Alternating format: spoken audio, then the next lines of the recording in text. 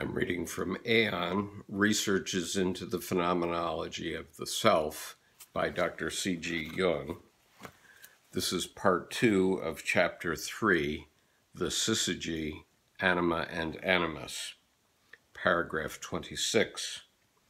The projection-making factor is the anima, or rather the unconscious as represented by the anima.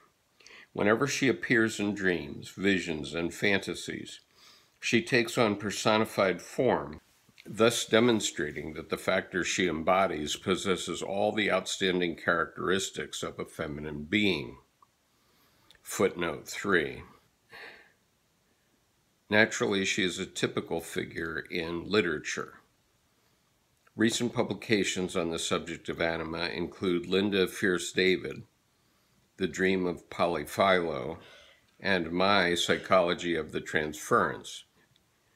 The anima as a psychological idea first appears in the 16th century humanist Ricardus Vitus. See, for example, Mysterium Conjunctionis, paragraphs 91 and following.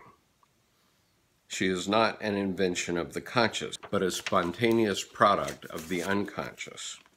Nor is she a substitute figure for the mother.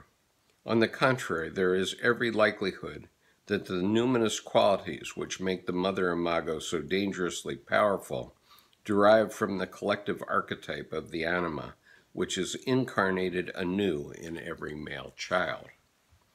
Paragraph 27.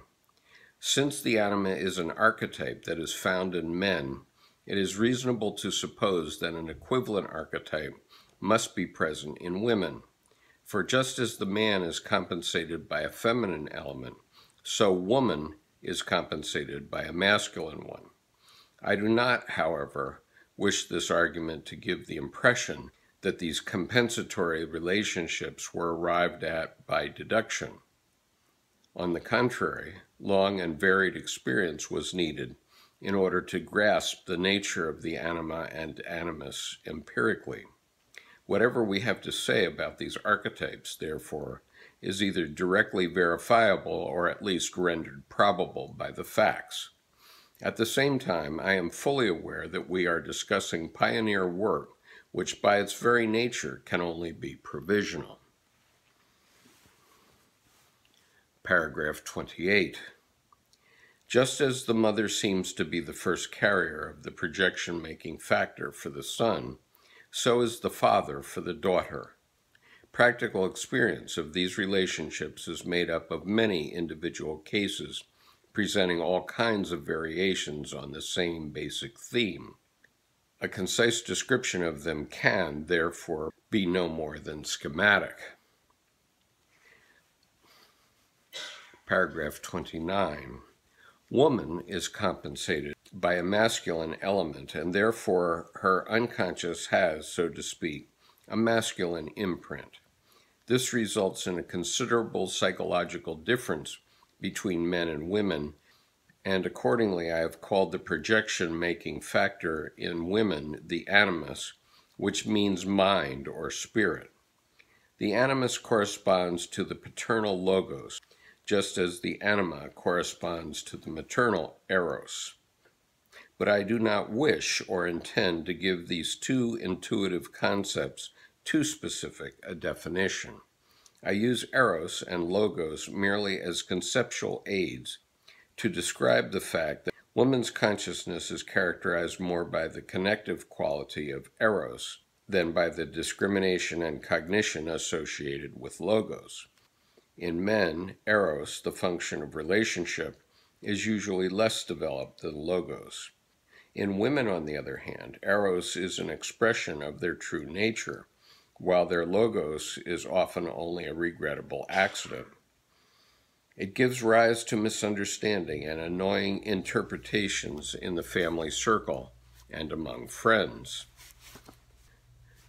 This is because it consists of opinions instead of reflections, and by opinions I mean a priori assumptions that lay claim to absolute truth. Such assumptions, as everyone knows, can be extremely irritating.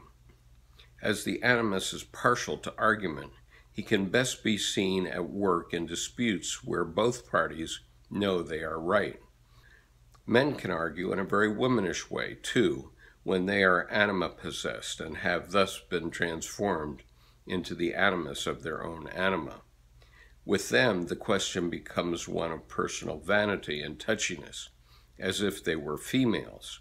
With women, it is a question of power, whether of truth or justice or some other ism, for the dressmaker and hairdresser have already taken care of their vanity. The father, i.e., the sum of conventional opinions, always plays a great role in female argumentation. No matter how friendly and obliging a woman's Eros may be, no logic on earth can shake her if she is ridden by the animus.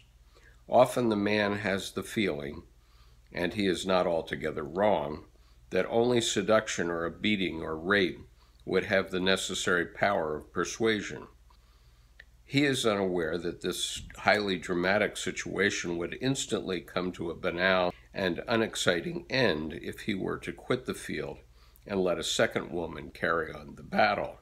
His wife, for instance, if she herself is not the fiery warhorse. This sound idea seldom or never occurs to him, because no man can converse with an animus for 5 minutes without becoming the victim of his own anima.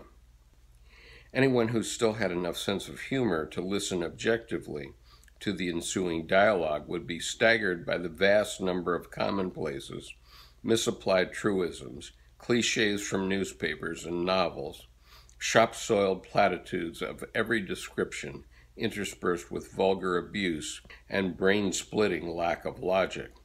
It is a dialogue which, irrespective of its participants, is repeated millions and millions of times in all the languages of the world and always remains essentially the same. Paragraph 30. This singular fact is due to the following circumstance. When animus and anima meet, the animus draws his sword of power, and the anima ejects her poisons of illusion and seduction.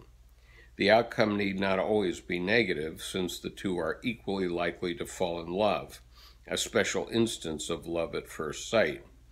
The language of love is of astonishing uniformity, using the well-worn formulas with the utmost devotion and fidelity, so that once again the two partners find themselves in a banal collective situation.